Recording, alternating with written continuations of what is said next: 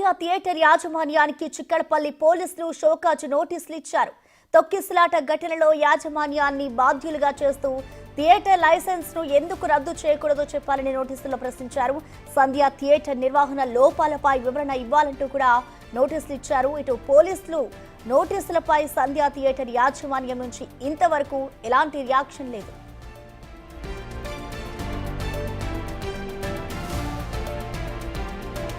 సంధ్య 70mm theatre నిర్వహణలో లోపాలను గమనించిన పోలీసులు సంధ్య 70mm, సంధ్య 35mm థియేటర్లు ఒకే ప్రాంగణంలో ఉన్నాయన్నారు.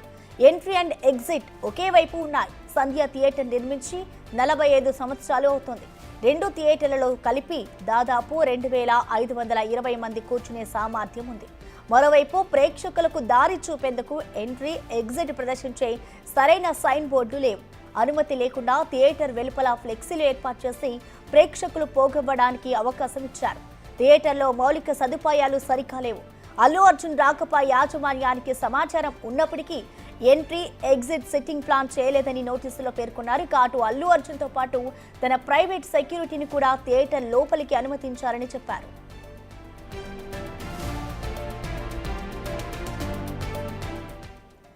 ఇక ఈ ఘటనకు సంబంధించిన కంప్లీట్ డీటెయిల్స్ ని మా ప్రతినిధి సురేష్ అందిస్తారు. సురేష్, చెప్పండి. ఇటు పోలీసులు అయితే సంధ్య థియేటర్ కి నోటీసులు జారీ చేశారు, అయినా కూడా వాళ్ళు ఇప్పటి వరకు స్పందించలేదు. సో నెక్స్ట్ పోలీసులు ఏం చేయబోతున్నారు అనుకోవచ్చు సురేష్?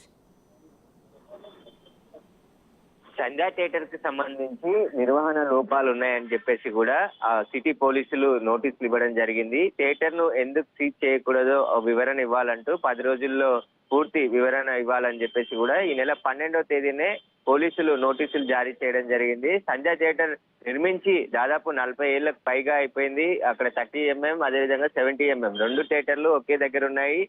ఇక్కడ పార్కింగ్ కానీ, ఎంట్రెన్స్, అదేవిధంగా ఎగ్జిట్ సంబంధించిన లోపాలు స్పష్టంగా ఉన్నాయి. ఇలాంటి ఉన్నప్పుడు అల్లు అర్జున్ ఇక్కడికి వచ్చిన సమయంలో తొక్కిసలాట జరిగింది.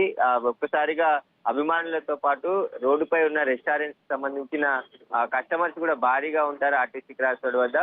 ఒక్కసారి తొక్కిసలాట జరిగి రేవతి మృతి చెందిందని చెప్పేసి కూడా పోలీసులు కేసు నమోదు చేయడం జరిగింది. దీనికి సంబంధించి సంధ్య థియేటర్ కి సంబంధించి లోపల ఏదైతే అరేంజ్మెంట్స్ ఉంటాయో, లోపలికి వెళ్లే గుర్తులు కానీ, బయటికి ఒకవేళ ఎమర్జెన్సీ ఎగ్జిట్స్ కానీ ఇవన్నీ కూడా ఏవి సరిగా లేవు అని చెప్పేసి కూడా పోలీసులు గుర్తించి నోటీసులు జారీ చేశారు. ఆ నోటీసులపై ఇప్పటివరకైతే సంధ్య థియేటర్ యాజమాన్యం ఎలాంటి వివరణ ఇవ్వలేదు. 10 రోజులు టైం ఇచ్చారు కాబట్టి పోలీసులకి 10 రోజుల్లో నోటీసులకు వివరణ ఇస్తారా, లేదంటే పూర్తిగా వారికి సంబంధించిన అనుమతులు, సరైన ఏర్పాట్లు వీటన్నిటికి సంబంధించి సరి చేసుకొని నోటీసులు ఇస్తారా అనేది కూడా ఇంకా సంధ్య థియేటర్ యాజమాన్యం అయితే స్పందించలేదు. ప్రస్తుతం వారు దీనిపై మాట్లాడడానికి కూడా నిరాకరిస్తున్నారు. దీనికి సంబంధించి లీగల్ గా ముందుకు వెళ్లే ఆలోచనలో సంధ్య థియేటర్ ఉన్నట్టు తెలుస్తుంది. ఎందుకంటే తాము థియేటర్ నిర్మించింది 1982లో నిర్మించాము.